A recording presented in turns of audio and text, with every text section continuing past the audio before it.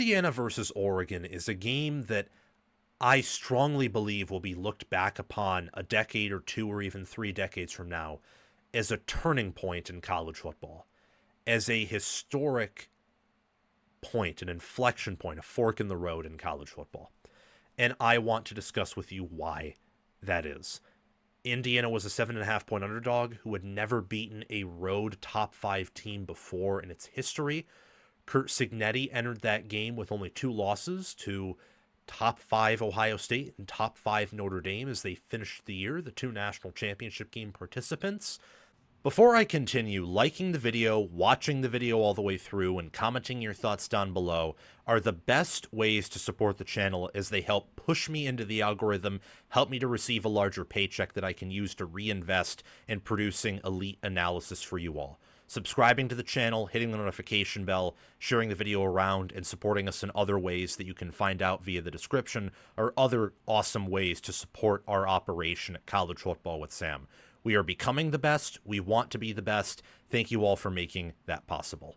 2 of the great head coaches in football right now, and with the 74th most talented roster per 24/7 Sports Team Talent Composite, being 7.5 point underdogs and having to travel a long ways to Autzen, many wondered if they can win. I picked Indiana to cover. I said that they would compete, and I said that they definitely could win, but even I didn't pick them to win. And I'm one of the biggest backers of Indiana nationally. After this game, I am utterly convinced that there is more parity in CFB now than there was before. And it wasn't just that game that convinced me of that. Vanderbilt's rise has convinced me of that. Texas Tech's rise has convinced me of that. Texas, Penn State, and Clemson cratering has convinced me of that. The fact that people think this Ohio State team, as it stands right now, it could be at the end of the year, but as it stands right now, is a GOAT caliber team. No. Alabama losing to Florida State and people thinking that is the unanimous number 1. We have parity. No one is invincible. No one is even 2024 Ohio State at this current moment. No one. And that team was the first national champion to lose 2 games since 2007. So we have more parity than we ever have before. And this game increased the perceptions of that parity. What that means is Texas Tech will look at that game with all the money they've invested, and they will think, you know, say I'm a Texas Tech billionaire and I'm looking at the AD. Say that. Think that in your mind. And you are the AD. Well, why can't we do that? Why can't we go on the road and, beat and handily beat one of the best teams, one of the elite teams? And, you say, looking at me, well, we need more money. We need more resources. We don't have that staff yet. Well, here's a gold bar, a wad of cash. Go out and do that. The belief in so many programs that if Indiana can do this, we can do it, is only going to spurn further investment and further fanaticism. Now, that could also backfire in a way where I think you're seeing this with certain programs where they want their coach out because they're impatient. And for some programs, you're just not going to get what Cignetti does. But I think other places that are wiser will be encouraged by this result, and they will fundraise, they will get new investment, and they will also realize that not just because Cignetti was able to do this, and NIL has enabled some smaller schools to match money and match opportunity cost of recruits that are looking at other schools. I also think that the clock rules, the limiting of possessions, helps with that too. I do. So there is more parity in CFB, and this game is a part of that. Cignetti, if you do not think he's an elite head coach, you need to be checked into a psych ward. That win, I think, confirmed that there is a new elite head coach on the block. Now, maybe I'm early, but I said he was a top 5 coach last year, caught some heat for it. So far, everything that I've seen has confirmed that suspicion of mine. So far. The Big Ten is also stronger. That's another thing. So Indiana is committed to succeeding in college football. We know Ohio State is. They have an elite head coach in Day. They have an elite program. And, I mean, their athletic department, I constantly get fans complaining to me that their athletic department's subpar. But as far as I'm concerned, Day probably runs the athletic department. So as long as he's there, I always view Ohio State as one of the best programs in America. And right now, they are the number one program in America. Oregon, I think, is probably a top 4 or 3 program in America right now. I had them, I think, as the 4th best looking over the past 4 years.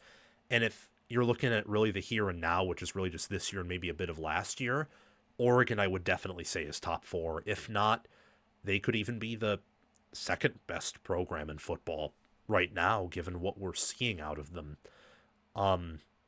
They're committed. Penn State's committed. That's why they fired Franklin. That's why they tried to back Franklin, and when it didn't work, they kicked him out. Michigan's committed. USC's committed. Look at their NIL and what they're investing.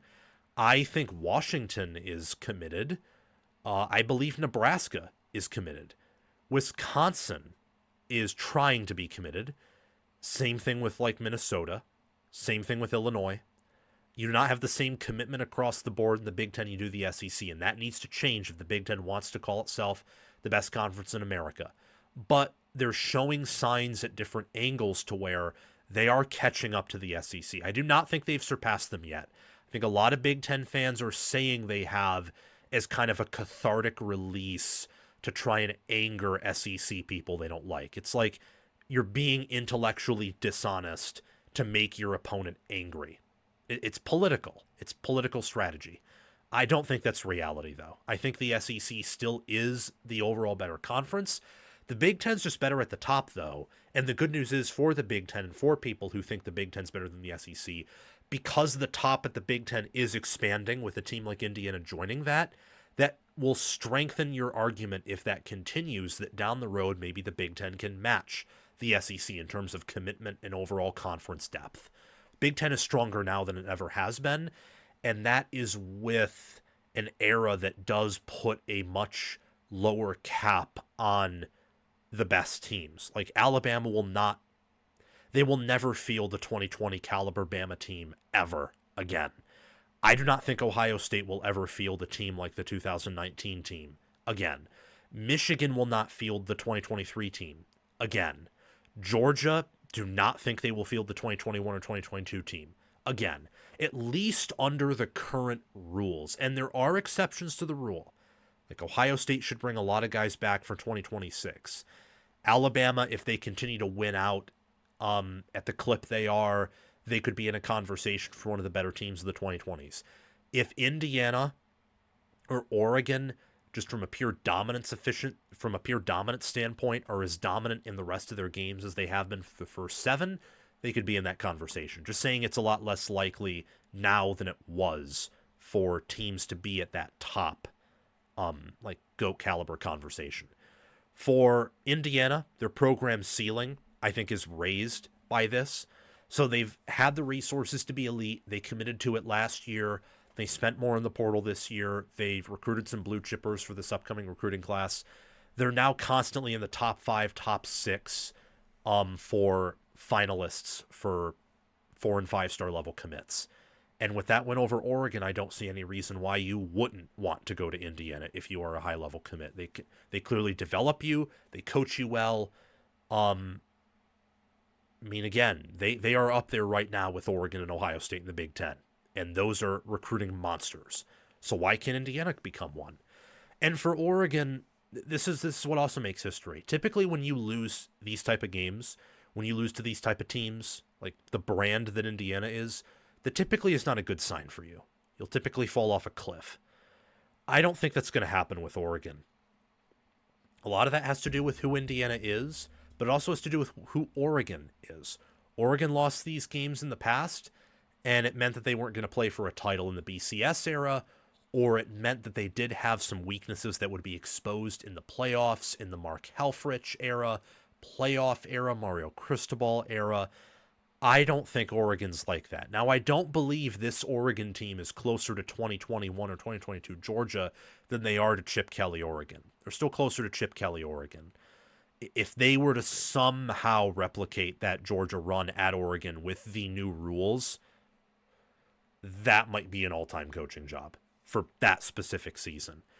But what they've been able to do with how last year's class and this year's class, if it holds, get the highest quality player on average per recruit, that's pretty incredible. And I do not view Oregon really all that much worse than I did before they lost to Indiana, if I'm being honest with you guys. I think that Oregon will rebound. They'll continue to be one of the best programs in the Big Ten. They'll be battling with Ohio State, and Indiana this year will be battling with Oregon and Ohio State for Big Ten supremacy. And I think it'll be the same potentially in years to come. That's why this is historic. We are seeing a new great college football program emerge in Bloomington, Indiana. And Cignetti, I think, right now has the best coaching staff in America. Times have never been better, and they're only going to get better, I think, this year in Indiana.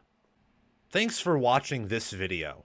Make sure, if you haven't already, to like the video, subscribe to the channel, hit the notification bell, comment your analysis and thoughts down below so I can reciprocate my thoughts with you in the comment section, and check out anything on these end screens that are up here. Whether it's a recommended video or playlists for teams that I'm talking about in a preview, prediction, or a reaction, make sure to hit the notification bell on those, scroll through them, and watch any suggested videos if you are interested. Thank you for helping college football with Sam become the best and the biggest college football brand and channel on YouTube and other social media platforms. We will reach that one day because of your support.